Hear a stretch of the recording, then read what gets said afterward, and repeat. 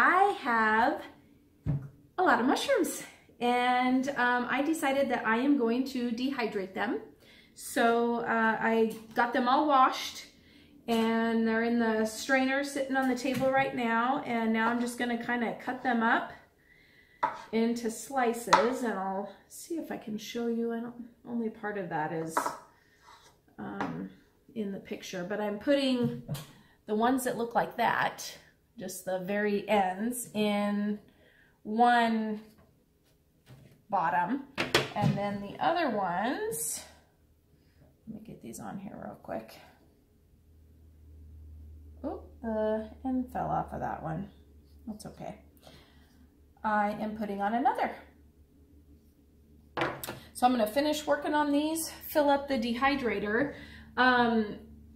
What got me doing the dehydrating instead of the canning is my husband really wanted a new dehydrator. I wanted a solar oven. He thinks that's silly. So I compromised and got the dehydrator. So we ordered a new one. We have this Nesco brand, but years ago when my brother-in-law was moving closer to home, he didn't have the room to keep his dehydrator, and we borrowed it, and it was a big one from Cabela's, and it was fantastic. It had so much room, and I like that you could set the timer, and I don't know, it was very nice. It wasn't near as loud as the Nesco that we have, but eventually he got his own place again and wanted it back. Sad day. So I had to give it back, and since then we've just continued to use the Nesco whenever we dehydrate, which really is not very often. I should be doing more of it. I just don't, because I like canning so much, and so normally when I get things I can them up. But I went to the store this morning and saw these mushrooms. They were a pound for $2, which I thought was a great deal. And so I picked up, I think there are 5 pounds there. So while we're waiting for the new dehydrator to come, I thought, what the heck, I might as well just continue using this. So now we'll have the 2, and we'll see how much stuff we get dehydrated. A lot of times we'll do fruit, and to be honest with you, I dehydrate fruit and it does not last long in our house. Eric really likes to eat it. So anyway, I am going to continue getting these filled up, and I will bring you back when I'm done. All right, so here are my trays of the mushrooms, and I have all 1, 2, 3, 4 of the trays filled. So I'm just going to put the top on there. And this one, as soon as you plug it in, it turns on. So I'll plug it in here just in a second.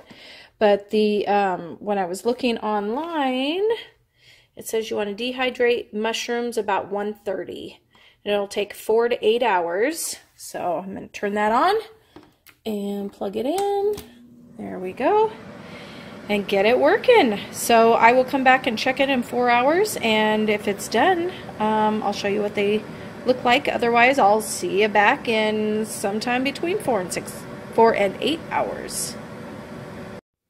So I finished one dryer load, and then I stuck another one in, and they took about 7 hours, I would say. So I'm going to go ahead and get these in, and sorry, I'm trying to do it. That's funny. We'll get that all filled up, and I think if it's the same as that other jar, then this dryer load should also fill up this jar. So I'll continue doing that because I'm not very coordinated, so I'll bring you back. All right, so there we have the first load and the second load. A little bit of difference between the two. I must have filled the second one, the tray is a little bit tighter or something, but 2 quart jars of dried mushrooms. The rest of them I was getting ready to head out of town and threw those in the cut them up and throw them in the freezer. So one of these days I might dehydrate them. I might just use them as is in the freezer because I know I have another bag in there. But for now I have 2 quart jars of mushrooms, so that's fantastic. Next up, I will be investing in one of the adapters for the seal-a-meal or whatever those are called, because I have one, but I think it would be good to be able to seal those up into a air-free environment. So anyway, when I get that, which who knows when that'll be, I'll bring you along and I'll show you how I do that. Thank you so much for watching. Have a great day.